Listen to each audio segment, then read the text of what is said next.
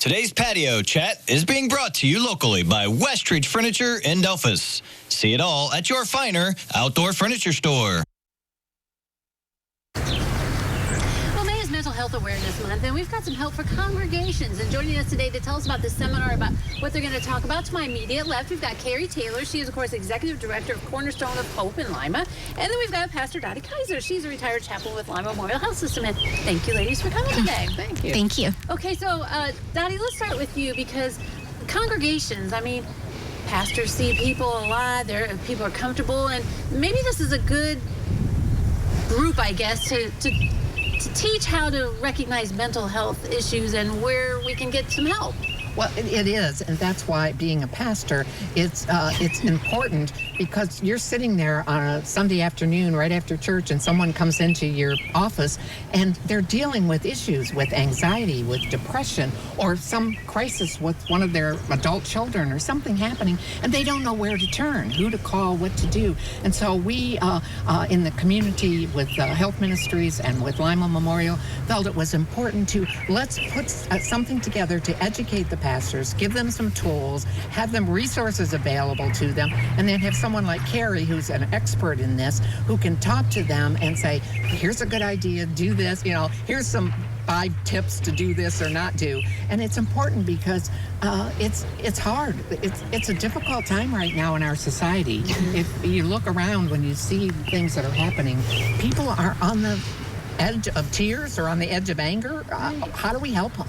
And so that's what we want to do. Yeah, and they feel comfortable with pastors like you, right? Mm-hmm. And so to come to the seminar, it's on Tuesday, May 16th. May 16th, yes. This is just maybe an opportunity for you to learn a lot more and be able to help out your congregation. And it's not all day. It's just 8:30 to 10. So because pastors are so busy of saying, I can't go to an all-day seminar, but you can come for breakfast and then learn. And by 10 o'clock, you're out the door and on about your day. So it's just a great opportunity to help our community with dealing with mental health issues.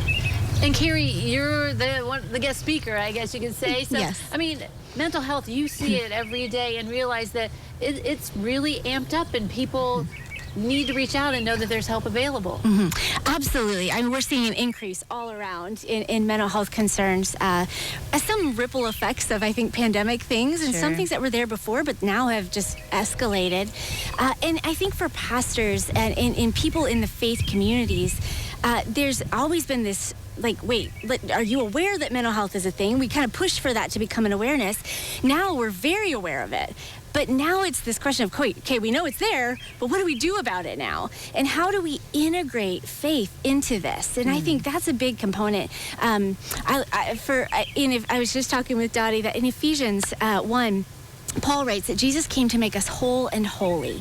And those two really do go together. And I think for pastors to know they don't have to have all the answers, but there are some techniques, some tools they can use to really help people feel heard and validated and connect them with things like mental health in our community, mental health facilities and counseling centers, to help with that whole piece, right? And that really just meshes with holiness living. Well, and I think sometimes, and of course we need prayer, but I mean, praying, it might not be enough. And people get frustrated with that. I think that, they need to come to a counselor, to an agency, maybe, get medication. That's okay. That's part of the process. Absolutely. Absolutely. So it really, counseling and mental health care could be seen as an extension of discipleship to pastors or to lay leaders, that it's not either faith or this. It's a combination of both. And really, all through Scripture, Old to New Testament, you see evidence of mental health concerns